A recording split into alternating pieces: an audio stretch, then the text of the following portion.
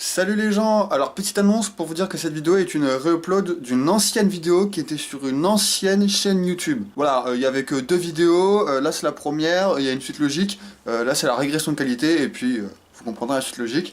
Et cette vidéo a vu le jour suite à une question d'un membre d'un forum que je me suis permis de reprendre pour lui répondre en fait. Donc je vais parler de ce fameux membre dans la vidéo, c'est pour que vous compreniez pourquoi je parle d'un quelqu'un du forum. Voilà.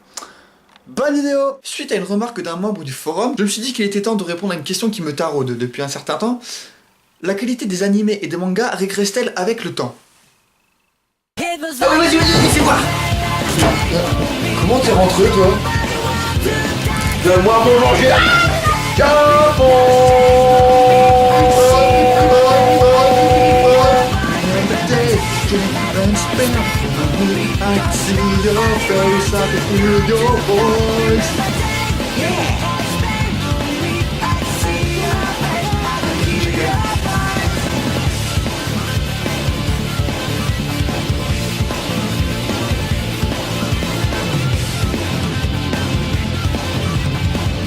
La qualité des animés et des mangas régresse-t-elle avec le temps? Alors, vous me direz que c'est sous-estimer le marché oriental, ces histoires loufoques, pleines de mystères, à couper le souffle. Mais quand je parle de qualité, je parle de tout ce qui peut composer un manga, c'est-à-dire l'histoire, les dessins, les personnages et l'animation dans le cas des animés. Nous sommes tous d'accord que les dessins ne sont pas à prendre en compte dans la question posée plus tôt. Au contraire, on ne voit plus que des mangas soignés, avec des dessins toujours plus impactants ou impressionnants. C'est sûrement le point fort du manga à ce jour. Par contre, on ne peut pas en dire autant de l'histoire et des personnages. Je reviendrai là-dessus plus tard. Alors je précise, la remarque du membre que j'ai mentionné faisait plus référence au fait que les mangas et donc animés en général devenaient tous plus cucu et ils demandent plus de baf comme dans One Punch Man, plus de beauté comme dans Mushishi au design bellissima. Ou encore d'autres mangas où les idées et les métaphores sont vachement plus mises en avant. Ça paraît grossier dit comme ça, mais je vous réponds ce que je lui ai dit. Le manga est entré dans la machine de faire du manga pour faire de l'argent. Plus que le manga, ce sont les animés. Il ne faut pas se leurrer, les animés sont avant tout là pour faire la promotion du manga, en tout cas lorsqu'il s'agit d'une adaptation. De même pour les jeux, avec l'excellent exemple de Danganronpa. Putain, mais cet animé est génial quoi! Bref, vous savez contre quoi nous avons une dent. Je dis nous parce que je comprends avec moi la communauté silencieuse, dont je fais souvent partie, qui dit que les animés manquent cruellement de qualité. Évidemment, je ne peux pas critiquer un animé dont je n'ai pas vu le manga de base, ce ne serait pas fair play de ma part vu que je ne connaîtrais l'histoire que d'un seul côté. Je vais donc m'appuyer sur deux exemples, Dimension W et Hajin. A noter que les animés comme One Piece, dont la trame est suivie du début à la fin sans coupure dans l'histoire originale, sont à exclure. Sans compter les HS. Mais ça, on s'en branle, c'est des HS, c'est pas compris dans l'histoire originale ça. Mais commençons donc par Dimension W. Quand j'ai appris son adaptation en animé, j'étais super content. J'avais déjà les 6 ou 7 premiers tomes. L'histoire était bien ficelée, des personnages pas trop caricaturés, une thématique intéressante et un héros charismatique.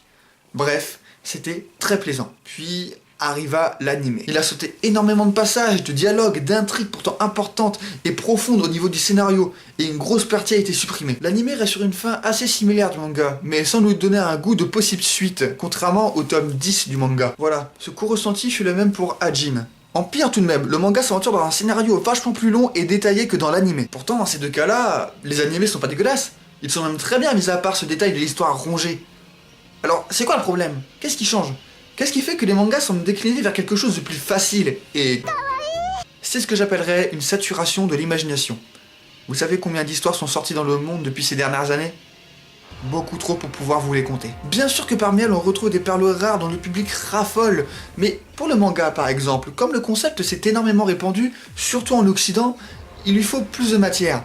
Mais les mangakas ne peuvent pas fournir plus de qualité tout le temps. En tant qu'écrivain, j'ai beau avoir écrit 3 livres, dont un qui n'est pas encore publié, mais ça m'est arrivé d'avoir un syndrome de la page blanche, ou une baisse d'imagination en me faisant écrire des trucs bateaux et classiques. C'est la vérité, il y a de moins en moins d'animés et de mangas pertinents, en tout cas de mon point de vue, que l'on voit en ce moment.